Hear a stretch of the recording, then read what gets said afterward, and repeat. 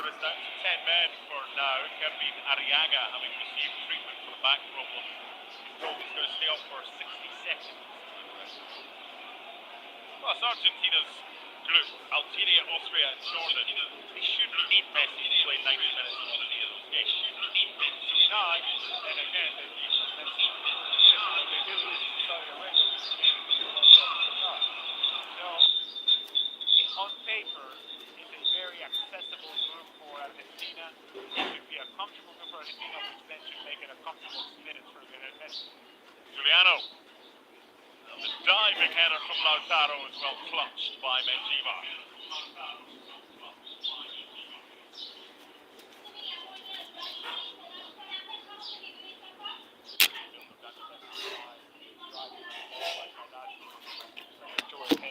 Good ball into the box, and Lautaro Martinez attacks it well, hits it straight into the ground, and Kiwa comes up with a save.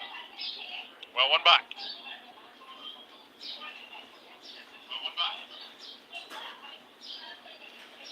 Rosales. Rivas. Pressure. Yai.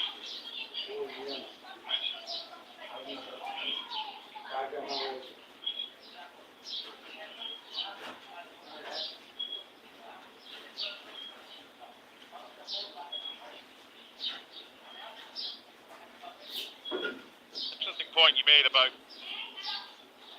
Argentina losing to Saudi Arabia. Then they went on to win the World Cup.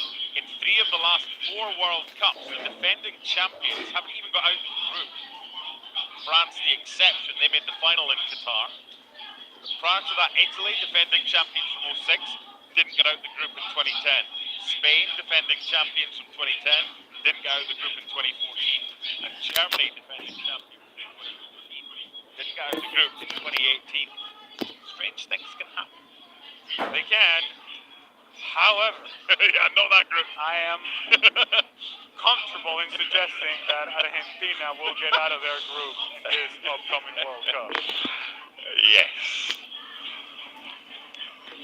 This is Thiago Almada.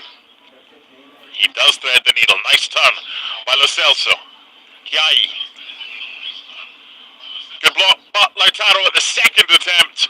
It'll be a corner. It could have been a lot worse for Honduras. Again, good build-up. Lo Celso does well in getting himself turned away from pressure, understanding where the space is and where the run is coming from Agustin Chiai. And from there is a good cross. It's good contact initially from Lautaro Martinez, what block from Honduras. And then I'm thinking Lautaro Martinez is looking at the uniform Honduras and saying, yeah, that looks like our uniform. There you go, Lionel. Tap in. Oh. First corner.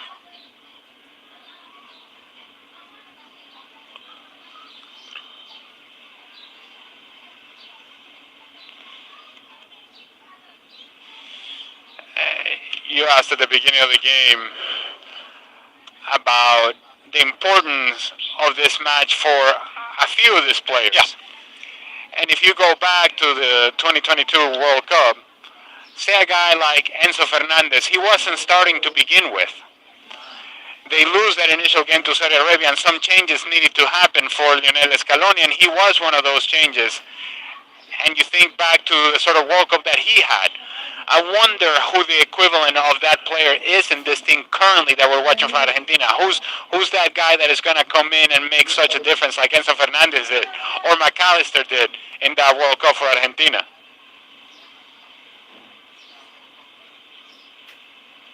And battling away to try and win possession. Down goes Lo Celso.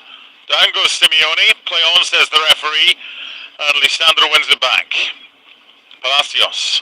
Moving it quicker. Moving it well. Barco. Hiai. There'll be another corner. Oh, I spoke to you about Lionel Messi. How long will he play? Hopefully we get the chance to see the young man Nico Paz. What a season he's had.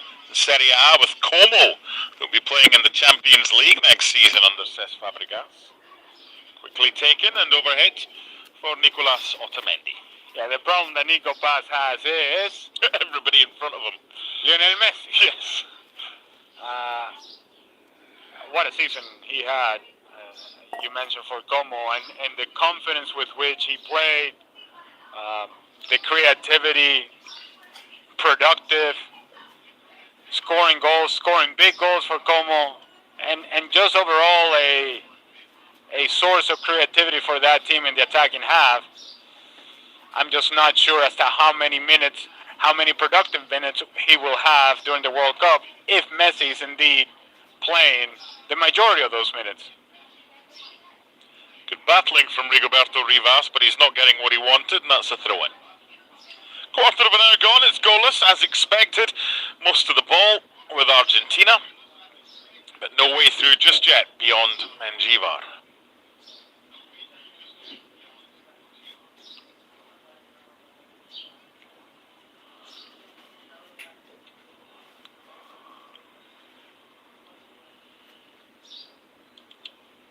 Sacasa.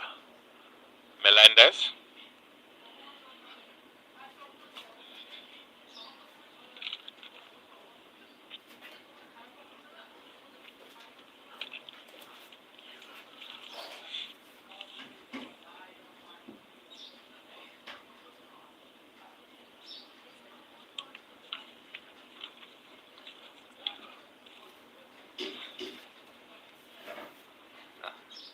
I know we've spoken quite a bit about Argentina, and you mentioned it briefly in the open about Honduras and how their qualification.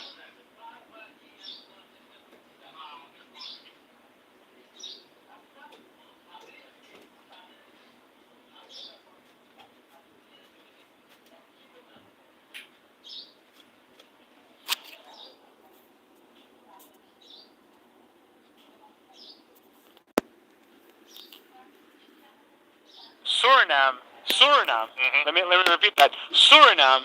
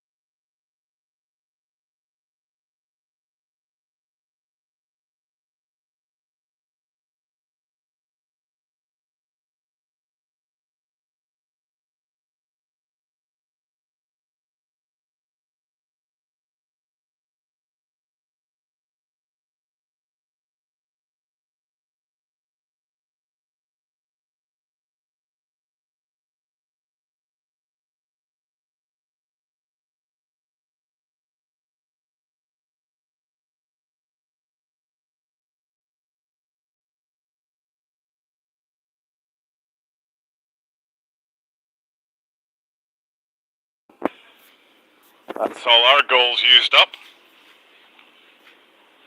I remember sitting in a booth with you. Can't remember what game it was, and we were talking about Venezuela being at the World Cup. Hopefully, because you started so well, and then Bolivia's victory over Brazil in the final game, very painful. Combined with Venezuela's loss against Colombia. Yes. Wide by Valentin Barco. Yeah, no, I haven't turned the page. It's a good thing that I haven't let it go yet. Here's an opportunity on the counter for Honduras. Luis Palma. Looked a good tackle by Barco. Referee agrees, saying the ball was won.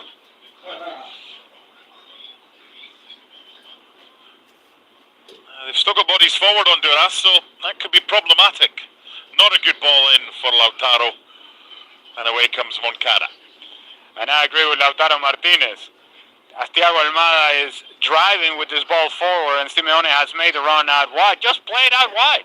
And then that allows Lautaro Martinez to set up his run inside the 18-yard box, away from the defender, expecting the cross coming from Giuliano Simeone. Thiago Almada decided to go with a ball squeeze between two defenders, and this is a good tackle from Valentin Barco, gets there in time, wins the ball back.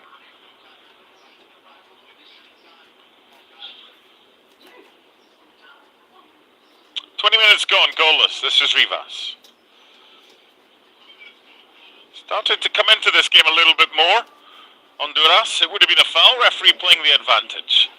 Now, Moncada with trickery and pace, but no end product there for Benguche. It's not the worst ball from Moncada.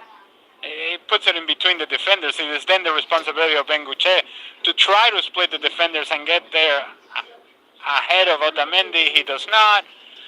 It's going to be very difficult for Moncada from that sort of angle to get the ball around Otamendi and into the back post. Benguche could help him a little bit more. It was excellent close control to begin with by Lautaro. He feels he was fouled. He wasn't.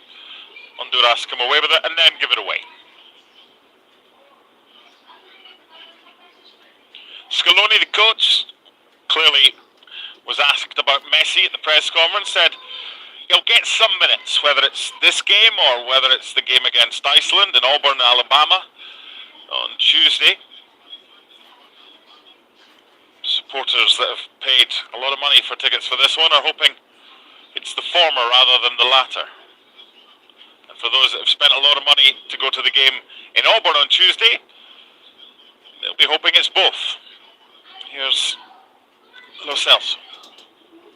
Tell you what, Argentina are doing the college tour. Yeah, they are, right? Texas A&M, Auburn, not bad.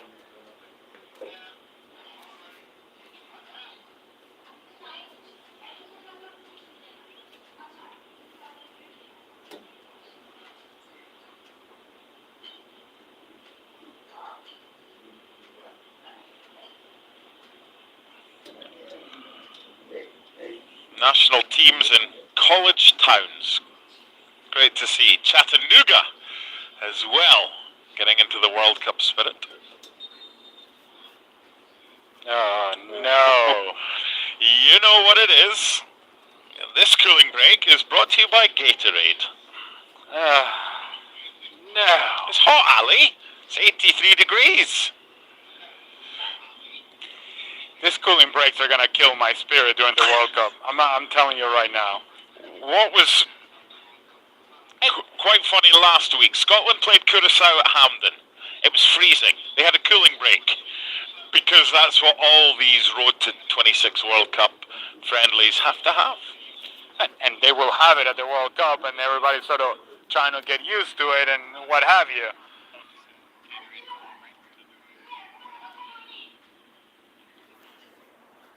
Oh, man. As a coach, instead of two halves, it's basically 4 quarters now. Does that change in any way your setup? I mean, I suppose this is the equivalent in basketball of a 20-second timeout, if you will, in that regard. It depends how the game is going. If you're flying and you have rhythm and you have momentum, you don't want to stop, regardless of how hot it is. If you're struggling and you're under pressure, yeah, you'll stop. You'll stop for as long as they let you stop.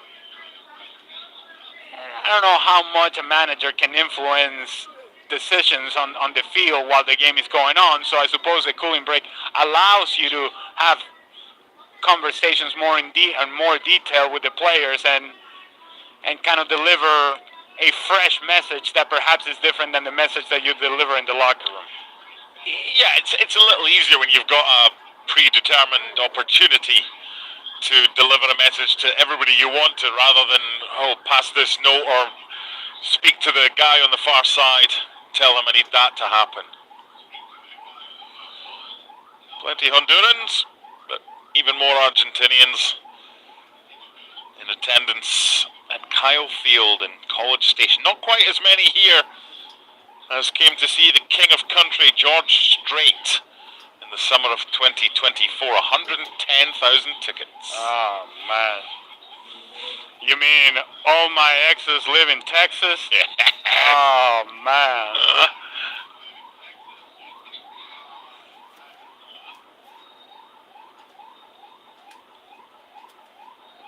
Lionel Messi and Cristiano Ronaldo will set the record of playing in 6 World Cups, which is quite incredible. I was doing a piece for ESPN.com with Craig Gordon, one of the 3 Scotland goalkeepers, who's the oldest player in the squad. And we were talking about Ronaldo, and we worked it out. Portugal have to get to the final in 2030 for him to become the oldest player ever in the World Cup by 6 days.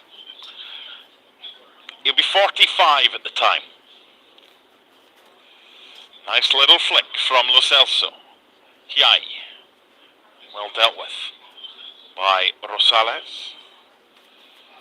A little bit of patience there from Agustin Hiai would have allowed him to see that while Valentin Barco had made that run in behind, that had taken a defender with Barco and had opened a pass into Lautaro Martinez, who had the inside position on the center back. You play that ball, hold the play for Lautaro Martinez, you follow your pass, and now you're cooking if you're Argentina.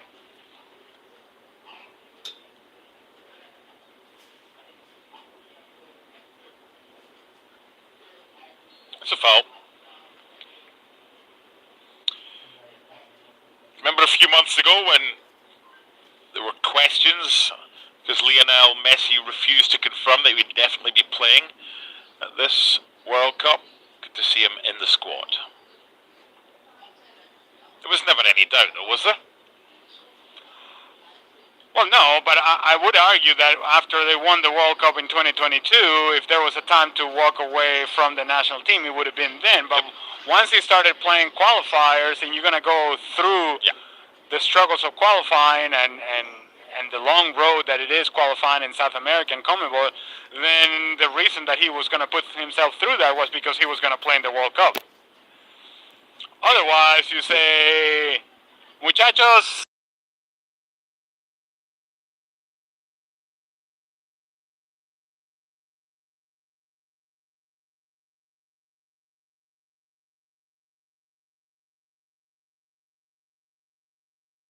Palacios.